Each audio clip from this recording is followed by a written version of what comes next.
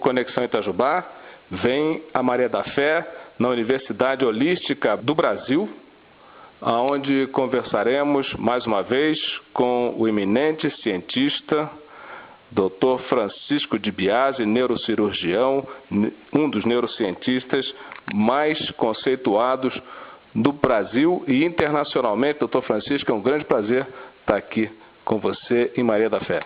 O prazer é meu retornar aqui para divulgar essas ideias de neurociências e de conexão entre o cérebro e o universo.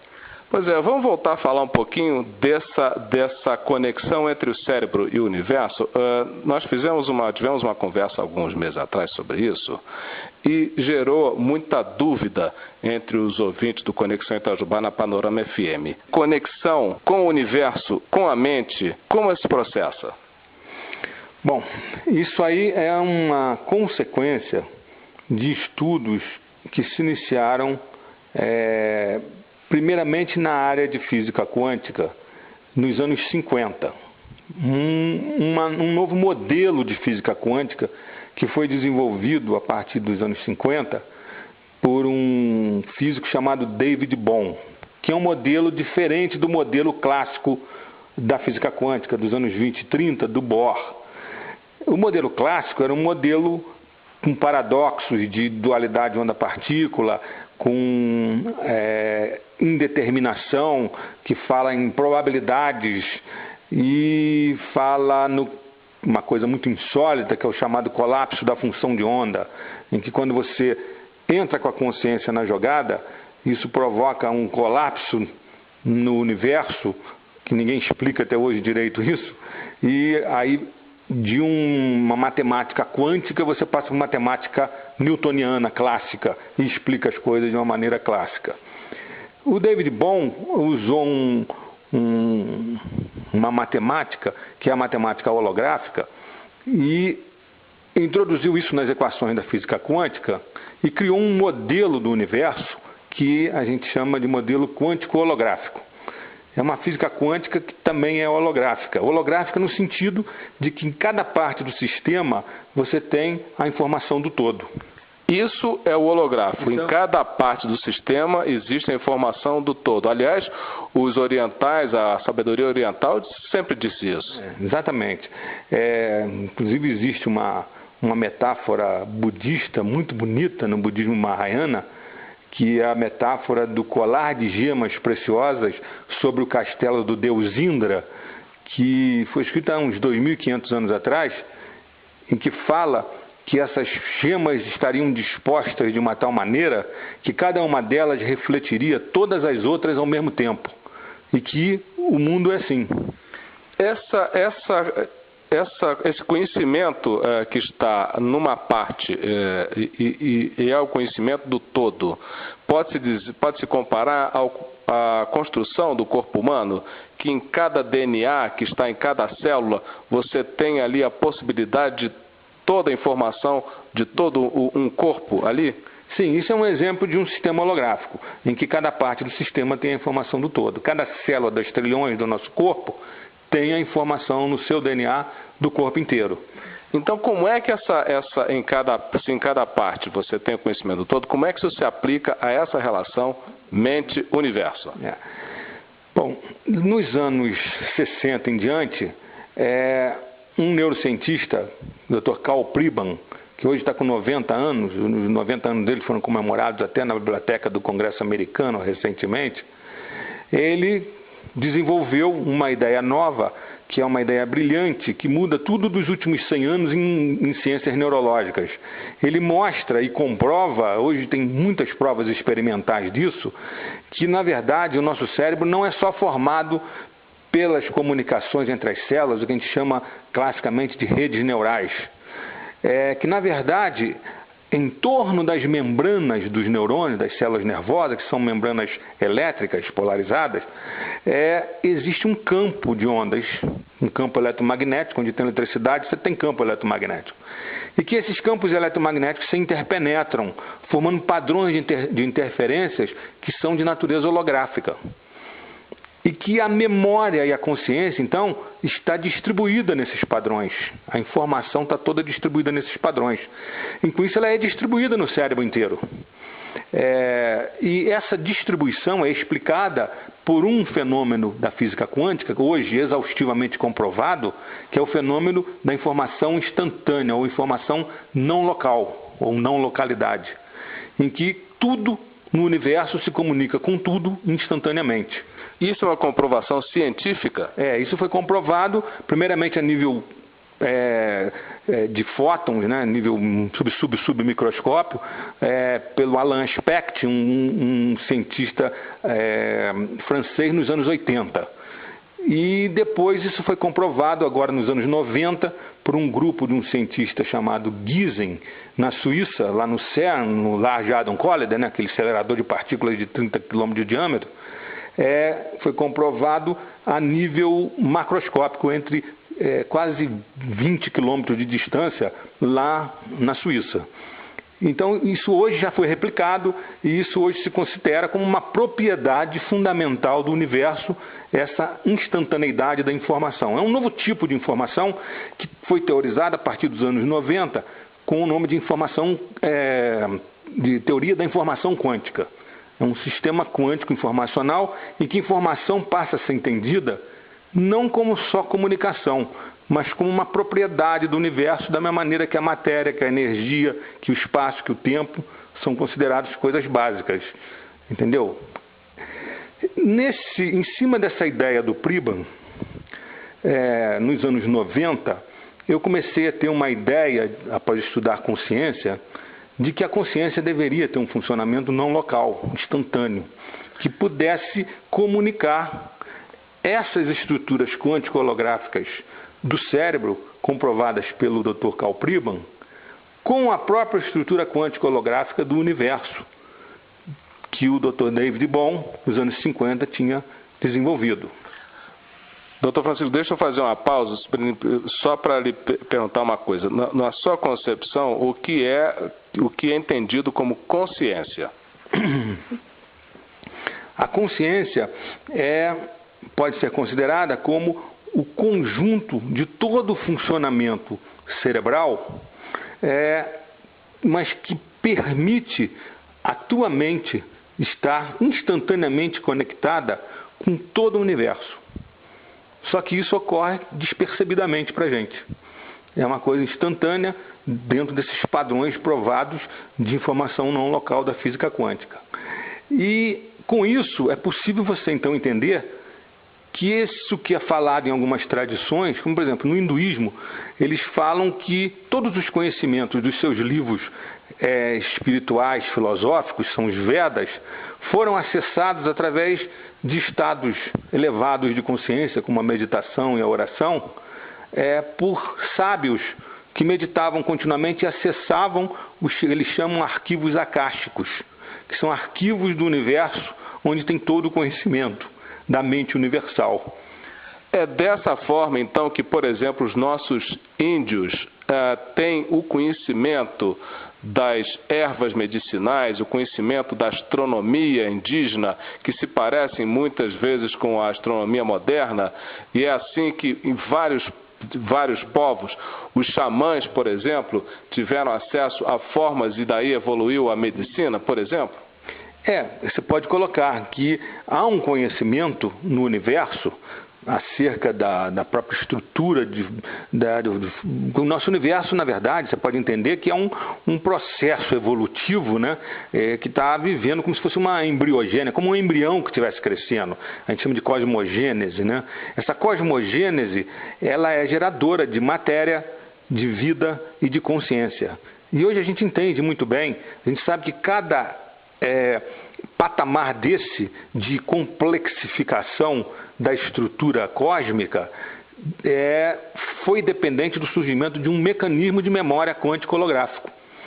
Entendeu? Então, por exemplo, quando surgiu a cosmosfera, que é responsável pelo nível físico da energia e da matéria, são as leis que regem a física nuclear que estão em jogo. O código informacional aí é o código nuclear. Entendeu? Mais tarde, bilhões de anos depois, quando surgiu a biosfera, bolsões de vida nesse universo, foram macromoléculas, como as moléculas de DNA e de proteínas, que se complexificaram a ponto de ter uma informação muito mais complexa do que a informação nuclear. Mais tarde, na evolução da vida, quando surgiram os sistemas nervosos, surgiram os sistemas de memória neural, as redes neurais. E hoje nós estamos vendo que existe, além das redes neurais clássicas, essas redes quântico-holográficas que são eletromagnéticas em torno dos neurônios, da mesma maneira que você tem ondas sonoras em torno de um piano, se misturando e criando um padrão de harmonia, uma música, da mesma maneira o nosso cérebro cria uma música em torno dele que vai para o universo instantaneamente e nos conecta com a estrutura quântico-holográfica do universo. Essa estrutura quântico-holográfica, por ser holográfica, que é um sistema que cada parte contém a informação do todo, por nós sermos parte disso, nós podemos acessar essa informação do todo. E nós demonstramos isso através de trabalhos publicados, e tem muita gente estudando isso hoje, que quando você entra em estados profundos de relaxamento, estados de oração profunda, estados de meditação, ocorre uma sincronização elevada dos ritmos elétricos do cérebro, das ondas cerebrais. Quando ocorre essa sincronização das ondas, você está facilitando o tratamento holográfico da informação. Então você está facilitando a sua conexão, a sua religação com o cosmos. E lembre-se, religação é de onde vem a palavra religião. O espiritual, em termos clássicos, religiosos, é aquilo que te religa à tua fonte. E com isso, com essa concepção nova, que eu denomino holo-informacional da consciência, nos religando, nos fazendo conectar a nossa mente com o universo, nós estamos explicando de uma maneira moderna, científica, o próprio processo da reconexão espiritual. Pode-se dizer, então, dentro dessa abordagem, que os mitos, a mitologia de toda a humanidade, essas histórias que vêm para nós desde os antepassados, que a princípio parecem absurdas, né? Pode ser, vamos dizer, uma mensagem, uma informação que está no universo, que chega a nós e que nós não conseguimos interpretar direito? Acredito que seja isso mesmo, porque enquanto a humanidade estava numa era pré-científica, a única maneira de falar isso seria uma maneira metafórica, simbólica. Então, na hora que, dentro da nossa tradição judaico-cristã, você ora e fala no Pai Nosso, assim na terra como no céu, você está falando alguma coisa que hoje, numa era científica, eu posso entender como sendo uma conexão quântico-holográfica. Quando você lê lá no Evangelho de Tomé que o Pai está dentro de nós, que se você levantar uma lenha, você me encontrará ali, se você rachar uma pedra, eu estou ali, você está falando de uma informação instantânea universal. Sendo assim, Dr. Francisco, nós podemos dizer também que essa informação que está no universo, ela está dentro de nós, é isso? Sim, nós temos um sistema receptor para ela, que é o nosso cérebro.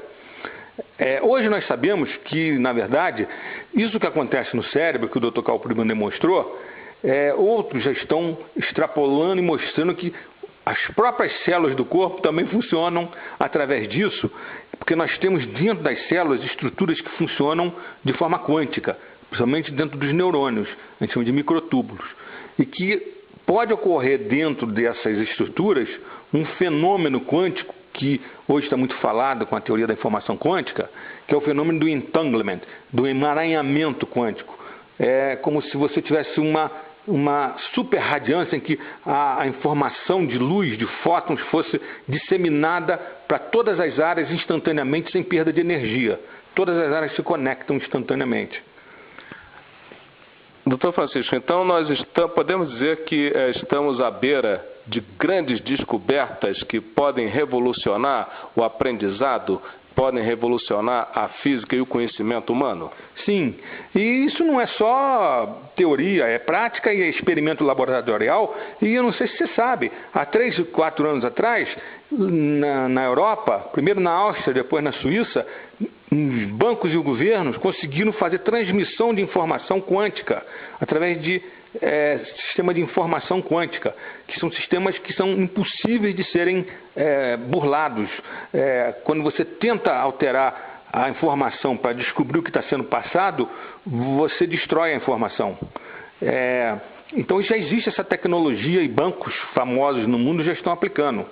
Uma outra coisa que está ocorrendo, que pouca gente está falando, é que lá nos experimentos que estão ocorrendo na Suíça, naquele acelerador de partículas, que estão tentando descobrir a chamada partícula de Deus, né?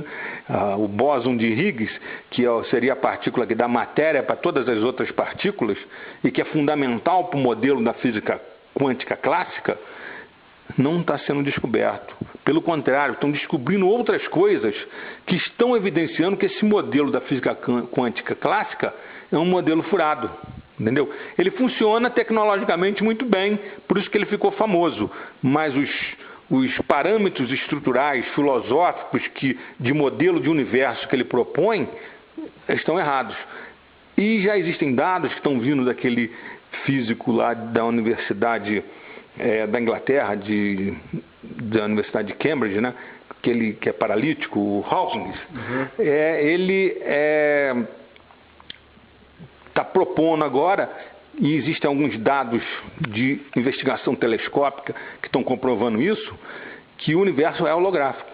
Então, se isso for comprovado, provavelmente a teoria que vai predominar vai ser essa dos anos 50 do David Bohm, de que o universo tem estrutura quântica holográfica.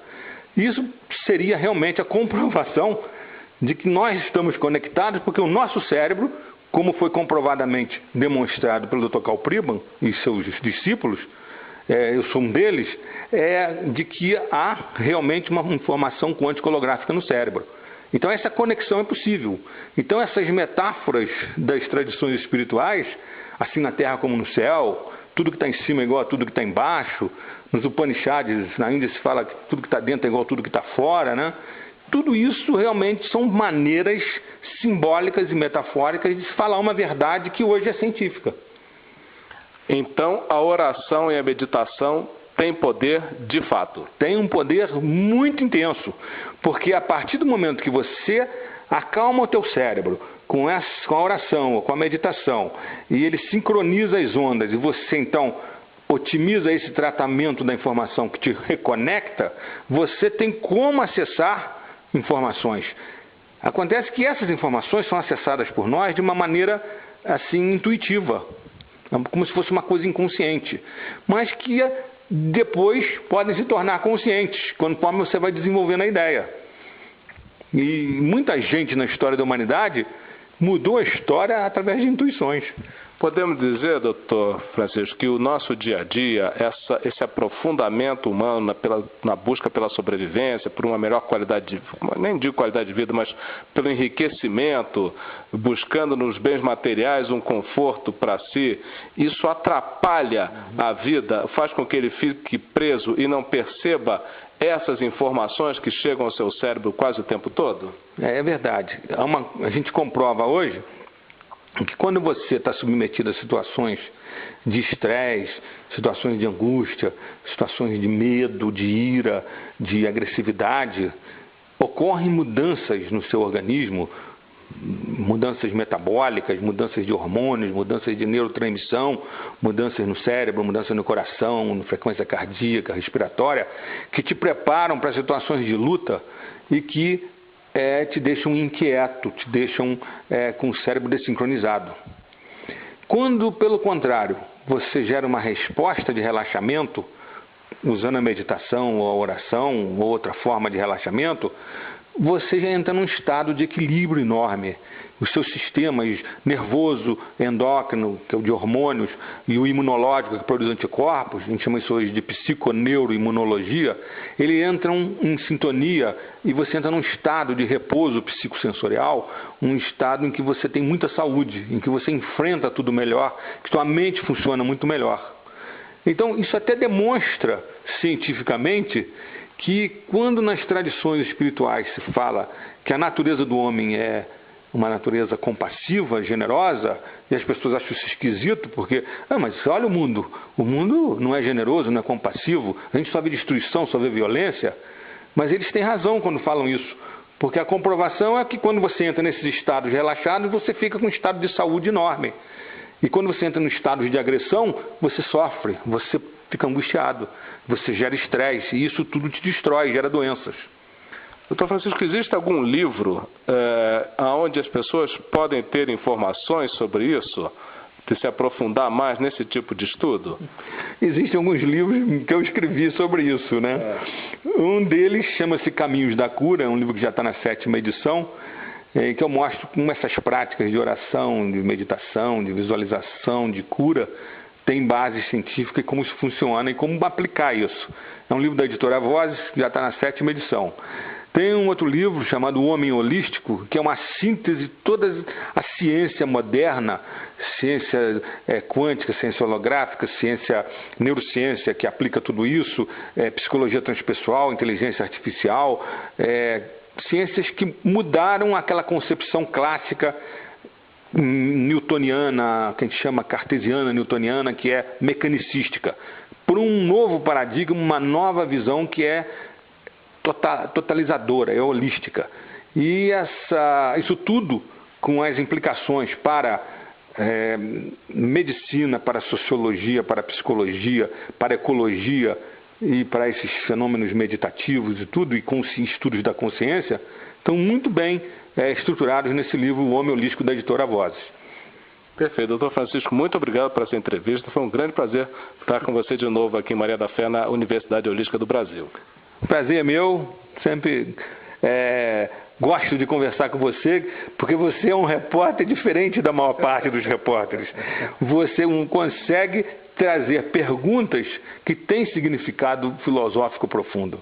Ok, doutor Francisco, muito obrigado. Eu conversei aqui com o doutor Francisco Di Biase, neurocientista, neurocirurgião, um dos mais eminentes cientistas do nosso tempo, de fama internacional, um dos professores da Universidade Holística do Brasil, que vem a Maria da Fé para mais uma das suas aulas.